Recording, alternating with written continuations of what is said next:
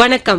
ஆகாஷ்வாணி புதுச்சேரி செய்திச் சுருக்கம் வாசிப்பவர் மஞ்சுளா. குடியரசுத் தலைவர் திருமதி திரௌபதி முர்மு ரக்ஷா பந்தன் தினமான இன்று நாட்டு மக்களுக்கு வாழ்த்துக்களை தெரிவித்துள்ளார். நாட்டின் கலாச்சாரம் மற்றும் பாரம்பரியத்தின் அடையாளமாக இந்நாள் இருப்பதாகவும் நம்பிக்கையுடன் கையில் கட்டப்படும் ராக்கி நூல் பாதுகாப்பை உணர்த்துவதாகவும் தெரிவித்துள்ளார். மேலும் மக்களவைத் தலைவர் திரு ஓம் பிர்லா தமது சமூக ஊடக பதிவில் விடுத்துள்ள வாழ்த்து செய்தியில் இந்திய கலாச்சாரம் மற்றும் குடும்ப உறவுகளை வலுப்படுத்துவதோடு அன்பை கொண்டாடும் நிகழ்வாக இந்நாள் அமைகிறது என்று தெரிவித்துள்ளார். பிரதமர் திரு நரேந்திர மோடி 2 நாள் பயணமாக நாளை உஸ்பெகிஸ்தான் செல்கிறார். இப்பயணத்தின் போது அந்நாட்டு அதிபர் திரு ஷவுகத் மிர்சியோயேவை தாஷ்கண்டில் சந்தித்து இரு நாடுகளுக்கும் இடையிலான யுக்திசார் கூட்டாண்மையை மேலும் வலுப்படுத்துவது குறித்து பேச்சுவார்த்தை நடத்த உள்ளார். பிரதமரின் ஜன்தன் யோஜனா இன்றுடன் 12 ஆண்டுகளை நிறைவு செய்துள்ளது. 2014ஆம் ஆண்டு இதே நாளில் பிரதமர் திரு நரேந்திர மோடியால் தொடங்கப்பட்ட இத்திட்டம் நாட்டின் நிதி சேர்க்கை சூழலை மாற்றியமைப்பதில் ஒரு முக்கிய மைல்கல்லாக அமைந்திருக்கிறது.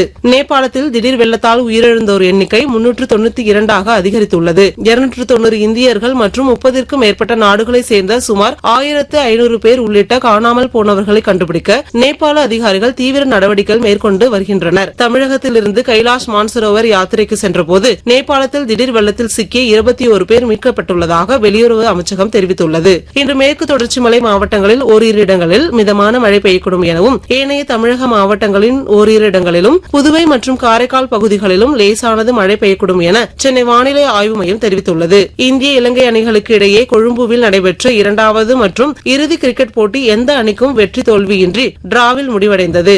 இதன் மூலம் 2-1 என்ற கணக்கில் இந்திய தொடரை கைப்பற்றியுள்ளது. இத்துடன் இந்த செய்திச் சுருக்கம் நிறைவு பெறுகிறது.